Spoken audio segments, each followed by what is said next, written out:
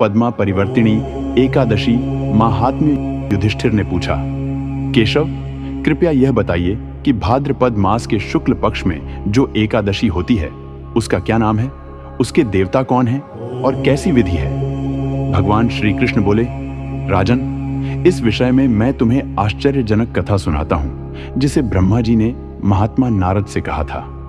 नारद जी ने पूछा, चतुर्मुख, आपको नमस्कार है। मैं भगवान विष्णु की आराधना के लिए आपके मुख से यह सुनना चाहता हूं कि भाद्रपद मास के शुक्ल पक्ष में कौन सी एकादशी होती है। ब्रह्मा जी ने कहा, मुनि श्रेष्ठ, तुमने बहुत उत्तम बात पूछी है। क्यों न हो, वैष्णव जो ठहरे। भादों के शुक्ल पक्ष की एकादशी पधा के नाम से विख्यात है। उस दिन भगवान ऋषिकेश की पूजा होती है। यह उत्तम व्रत अवश्य करने योग्य है। सूर्यवंश में मांधाता नामक एक चक्रवर्ती सत्य प्रतिज्ञ और प्रतापी राजर्षि हो गए हैं। वे अपने औरस पुत्रों की भांति धर्मपूर्वक प्रजा का पालन किया करते थे। उनके राज्य में अकाल नहीं पड़ता था, मानसिक चिंताएं नहीं सताती थीं और व्याधियों का प्रकोप भी नहीं होता था। उनकी प्रजा निर्भय तथा धन धान्य से समृद्ध थी। महाराज के कोष में केवल न्यायोपार्जित धन का ही संग्रह था। उनके राज्य में समस्त वर्णों और आश्रमों के लोग अपने अपने धर्म में लगे रहते थे। मानधाता के राज्य की भूमि कामधेनु के समान फल देने वाली थी। उनके राज्यकाल में प्रजा को बहुत सुख प्राप्त होता था।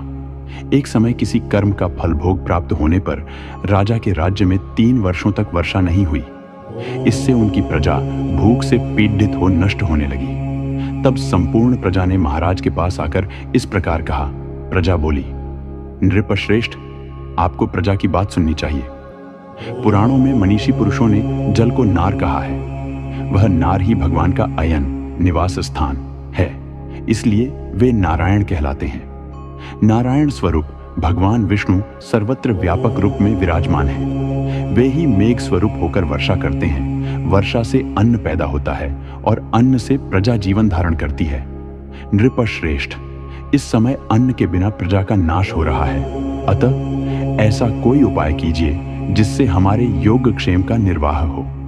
राजा ने कहा, आप लोगों का कथन सत्य है, क्योंकि अन्न को ब्रह्म कहा गया है।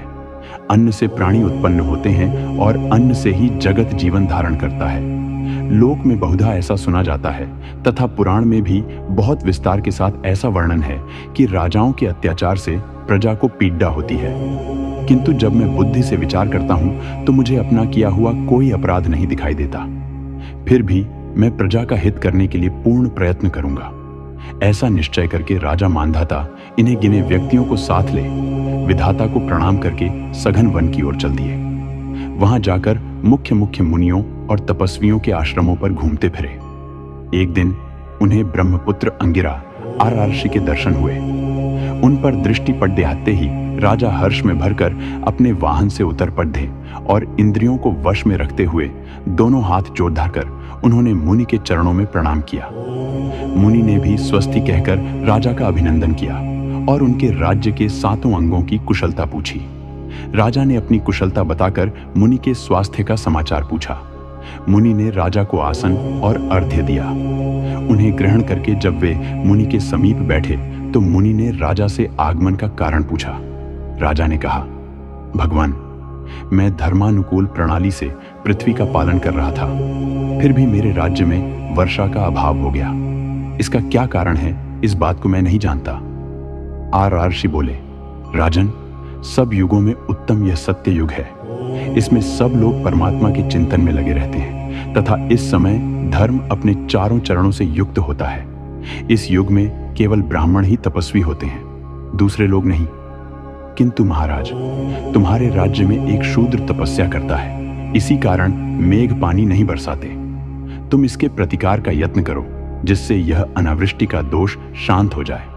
राजा ने कहा, मुनिवर, एक तो वह तपस्या में लगा है और दूसरे वह निरपराध है, अतः मैं उसका अनिष्ट नहीं करूंगा। आप उक्त दोष को शांत करने वाले किसी धर्म का उपदेश कीजिए। आरार्षि बोले, राजन, यदि ऐसी बात है तो एकादशी का व्रत करो। भाद्रपद मास के शुक्ल पक्ष में जो पधा नाम से विख्यात एकादशी होती है, उसके व्रत के प्रभाव से निश्चय ही उत्तम वृष्टि होगी। नरेश, तुम अपनी प्रजा और परिजनों के साथ इसका व्रत करो। आरार्षि के ये वचन सुनकर राजा अपने घर लौट आए। उन्होंने चारों वर्णों की समस्त प्रजा के साथ भादों के शुक्ल पक्ष की पधा एकादशी का व्रत किया। इस प्रकार व्रत करने पर मेघ पानी बरसाने लगे। पृथ्वी जल से आप्लावित हो गई और हरी भरी खेती से सुशोभित होने लगी। उस व्रत के प्रभाव से सब लोग सुखी हो गए। भगवान श्री कृष्ण कहते हैं, राजन, इस कारण इस उत्तम व्रत का अनुष्ठान अवश्य करना चाहिए। पद्मा, एकादशी के दिन जल से भरे हुए घड़े को वस्त्र से ढककर दही और चावल के साथ ब्राह्मण को दान देना चाहिए। साथ ही छाता और जूता भी देना चाहिए। दान करते समय निम्नांकित मंत्र का उच्चारण करना चाहिए। नमो नमस्ते गोविंद बुद्ध श्रवण संजक अघोघ संक्षयम कृत्वा सर्व सौख्य प्रदो भव भुक्ति मुक्ति प्रदश्चैव लोकानाम सुखदायका। बुधवार और श्रवण नक्षत्र के योग से युक्त द्वादशी के दिन बुद्ध श्रवण नाम धारण करने वाले भगवान गोविंद, आपको नमस्कार है। नमस्कार है। मेरी पाप राशि का नाश करके आप मुझे सब प्रकार के सुख प्रदान करें। आप पुण्यात्मा जनों को भोग और मोक्ष प्रदान करने वाले तथा सुखदायक हैं। राजन, इसके पढ़ने और सुनने से मनुष्य सब पापों से मुक्त हो जाता है।